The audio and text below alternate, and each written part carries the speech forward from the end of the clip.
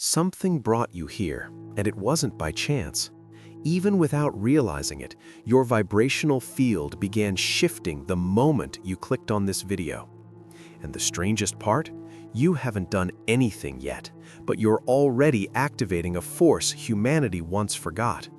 Thoth recorded this long ago, a forbidden technique hidden even from the initiated, capable of making the universe deliver everything, without effort, rituals, prayers, or rushing. And now, I'm about to give you the first code. You don't conquer through force, you conquer through alignment. And the more you push, the further you drift away. Sounds contradictory, right? But that's the law. Thoth didn't create through action, he created through vibration. There's a moment in the records of the Halls of Amenti that proves it.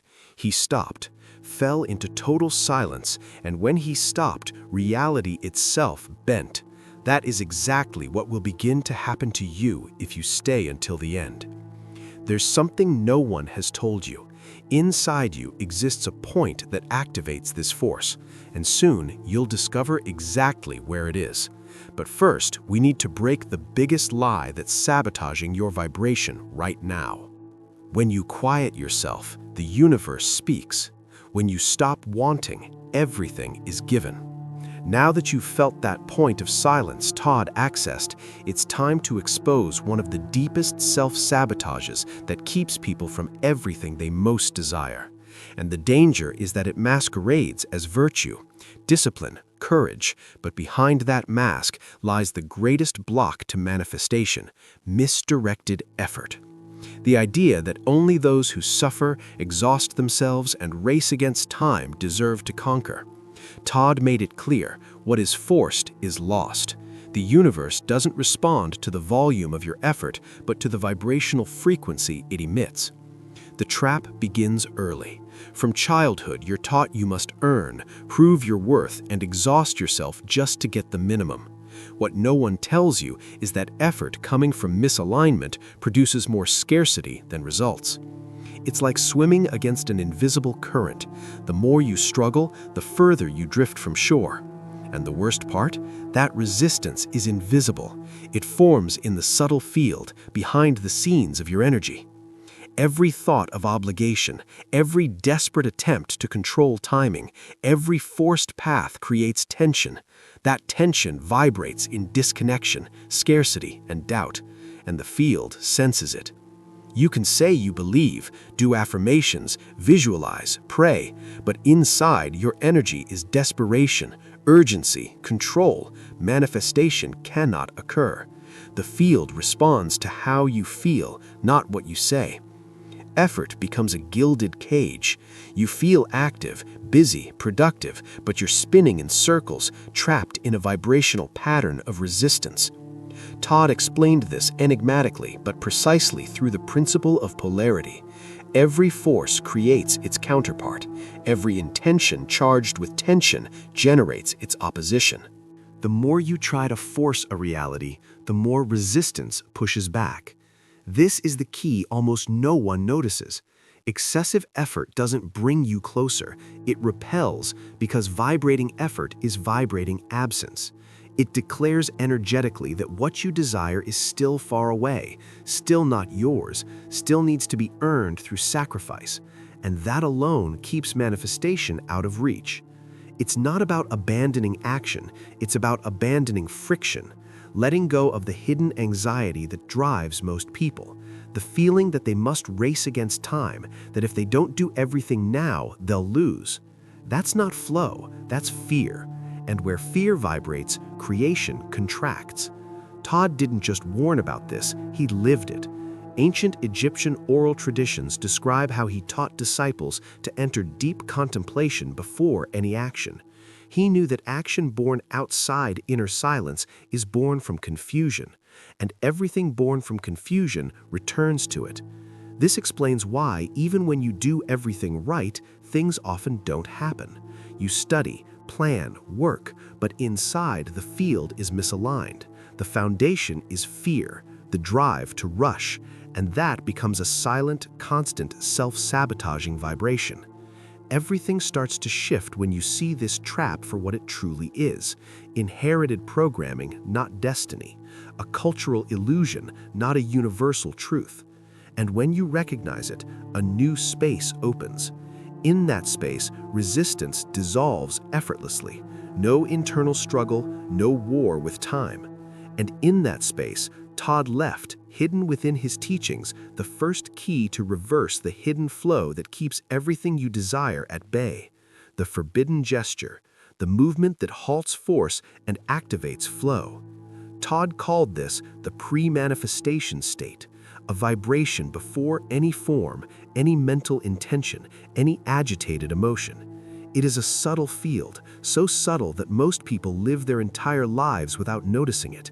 It exists before desire, before action, before the impulse to do.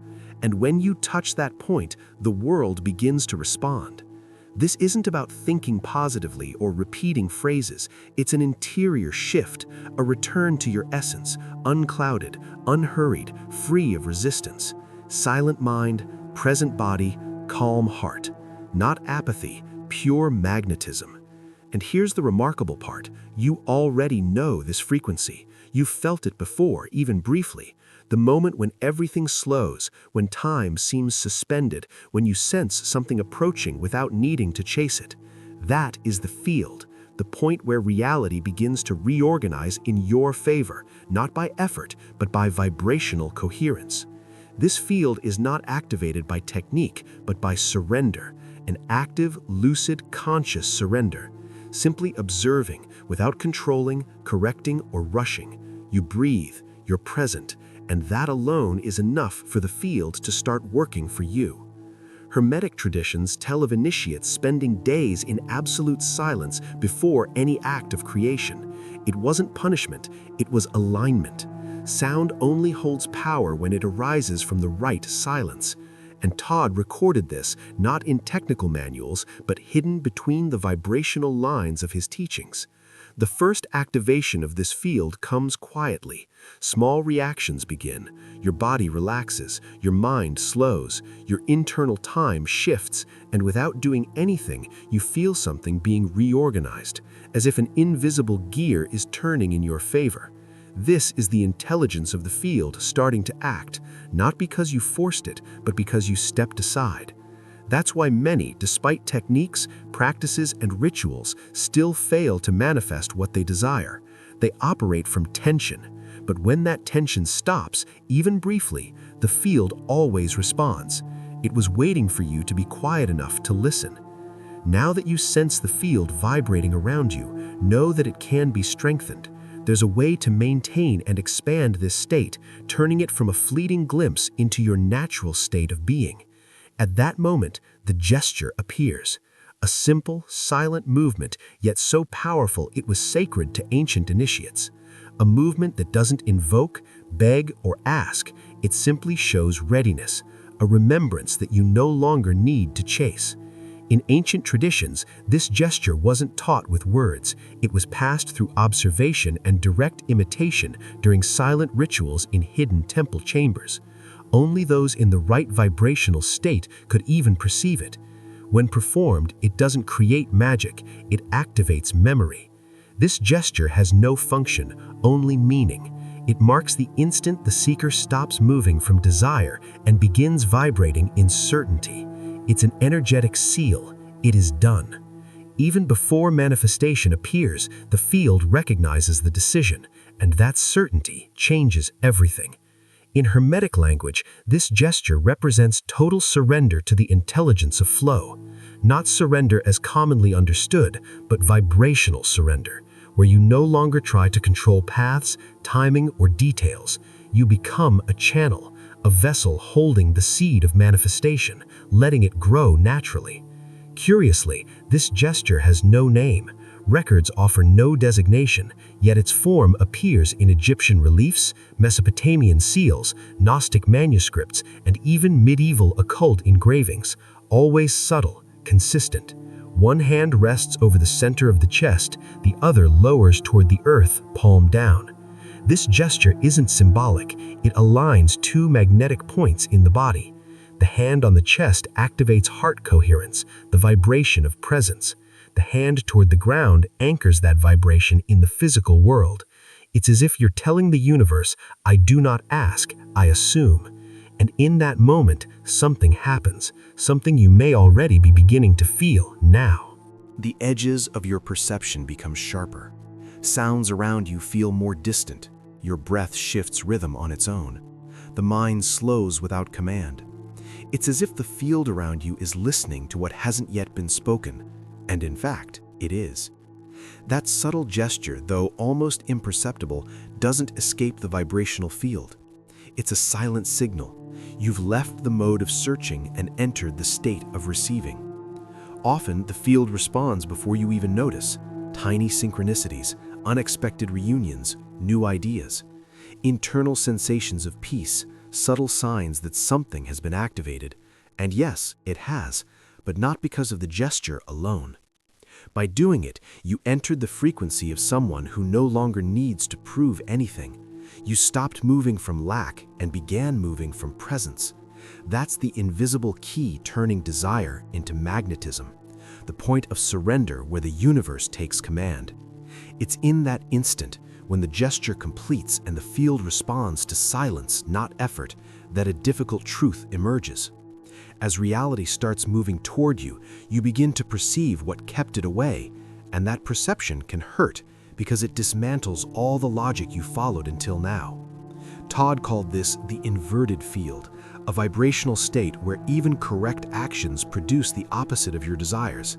The danger is it forms quietly, arising from excess desire, excess thought, excess doing.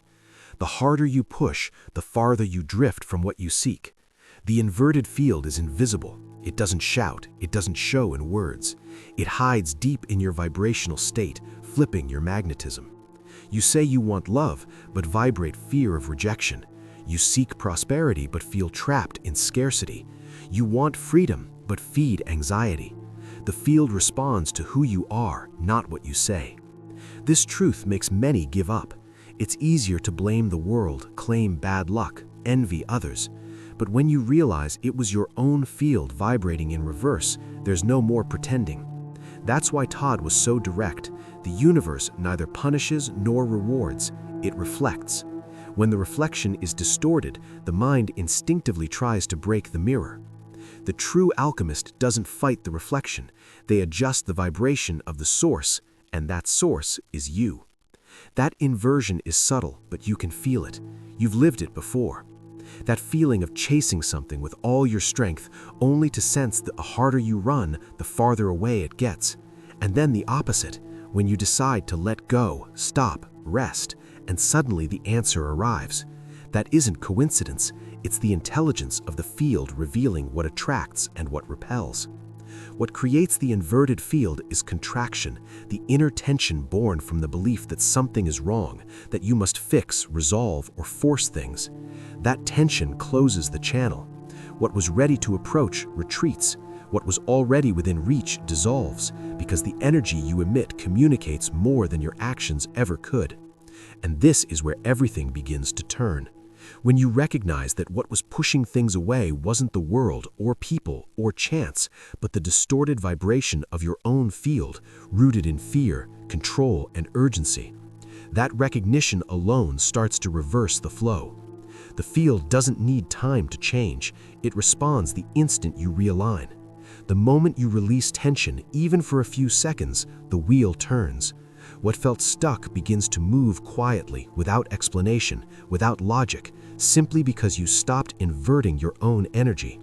When the field starts responding, when subtle signs align without you lifting a finger, something inside you recognizes it. Effort was never the path, not because effort is wrong, but because it was inverted, forced, controlled.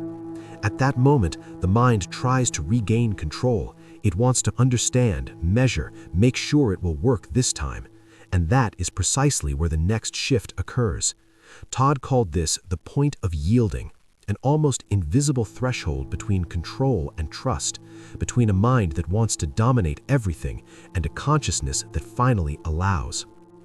Almost no one crosses this point because it demands a radical inner decision to stop trying to control the universe, not in defeat, but because you finally understand that control itself was the obstacle.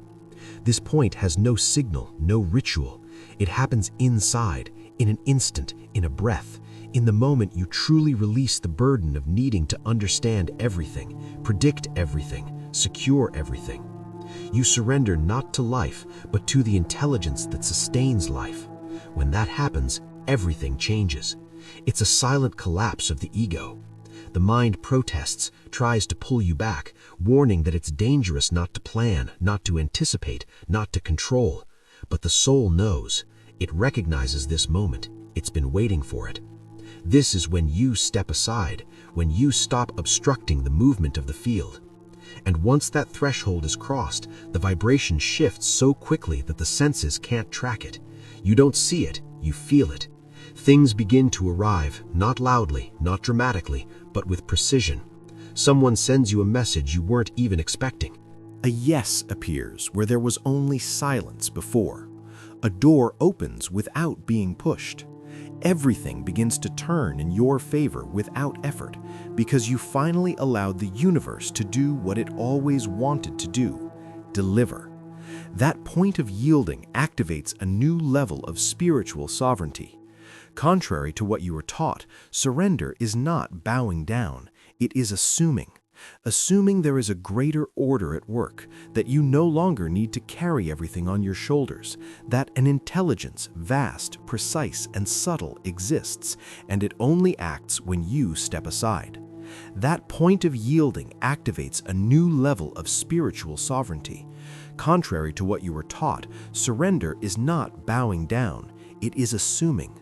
Assuming there is a greater order at work, that you no longer need to carry everything on your shoulders, that an intelligence, vast, precise, and subtle exists, and it only acts when you step aside. This is not passivity, it is presence, a presence vibrating in full coherence with what it seeks to attract. You no longer say you trust, you trust. You no longer repeat that it is already yours, you vibrate as if it is, and that changes the frequency of everything. The ancients knew this.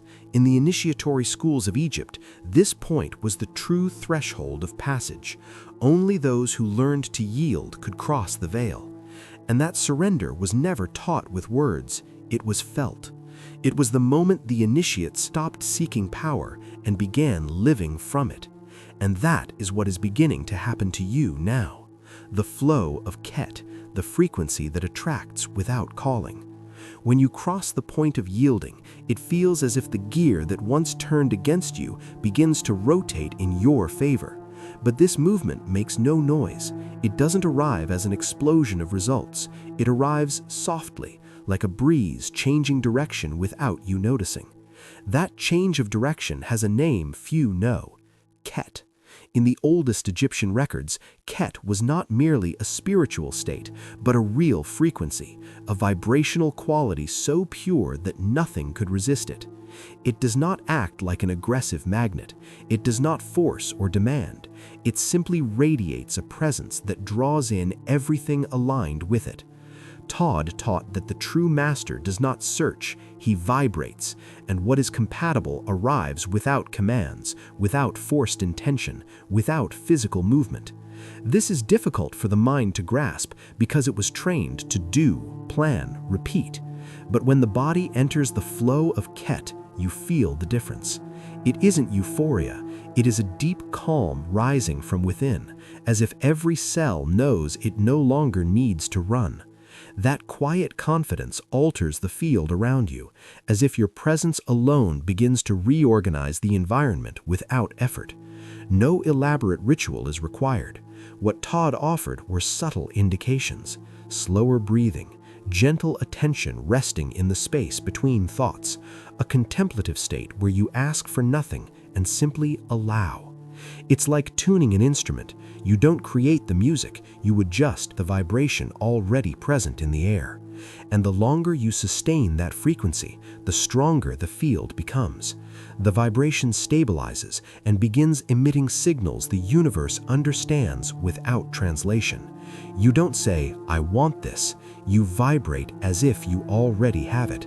And that kind of coherence is irresistible to the flow. A symbol represents this vibrational stability.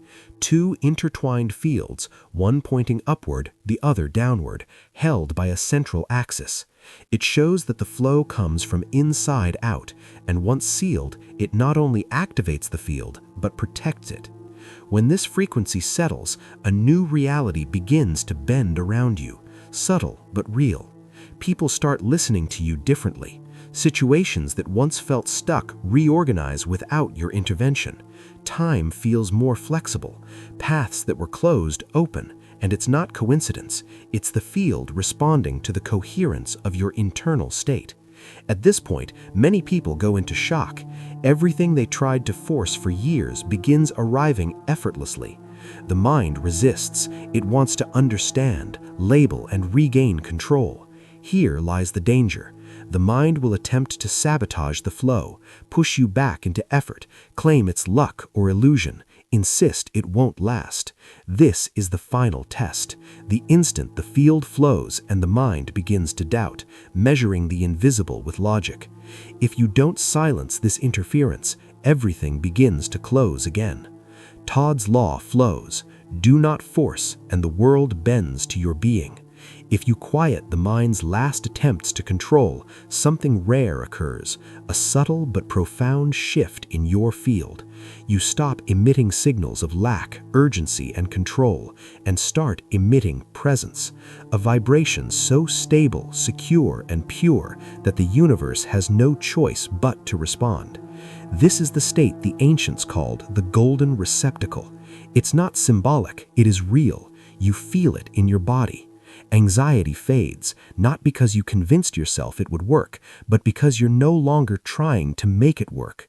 Doubt loses power, not because of external proof, but because your vibration itself becomes proof. In this frequency, everything begins to arrive, not as magic, but as an inevitable consequence. The right love appears because it recognized your vibration. The right money arrives not by effort, but alignment. The right answers emerge because your mind is quiet enough to hear them. At this point, you stop searching and begin being sought. You realize everything that seemed scarce was a reflection of misaligned internal vibration. Now, with the field stabilized, things flow naturally. It may look like coincidence, but it's not. It's harmony. The universe dances to your rhythm because you stopped trying to conduct the music. You became the sound itself. But there is one detail that cannot be ignored.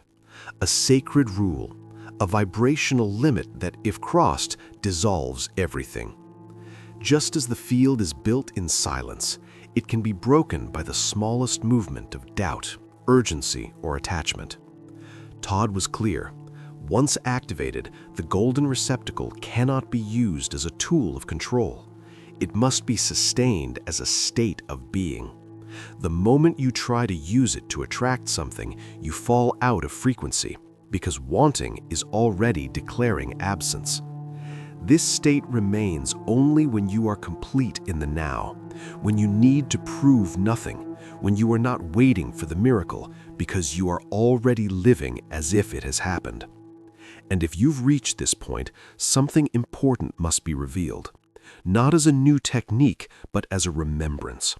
What Thoth called the law of no effort is not a suggestion, it is a real structure of the universe, a silent mechanism that functions only when you stop forcing. This law is not mental, it is vibrational. The more you try to make something work, the more it withdraws. The more you insist, the more it delays. Not as punishment, but because it responds only to coherence. It does not negotiate, it reflects. Now that the field is active, you begin to perceive movement around you bending to your frequency. What once avoided you now approaches. What felt distant begins to appear. You are no longer in search mode, you are in reception mode. Here, you understand with your body what no book could teach. It's not about doing, it's about becoming. Thoth's forbidden technique was never a formula, it was a frequency, a way of being where everything unfolds without chasing, where the world bends to your vibration. That vibration is now active. You can return to effort, you can let the mind convince you that you must rush again, or you can remain in conscious flow, stable, intentional, because in this moment, what you want has already begun wanting you back. If you made it this far, it's because this truth resonated with something deep inside you. So write in the comments, "I entered the flow." That phrase isn't symbolic, it's an activation. Every person who writes it strengthens the field we are creating together. And look, there's a special video appearing on your screen now. That is the next step, where we go deeper into everything you felt here. Click the video and meet me there. You won't want to stop at this point.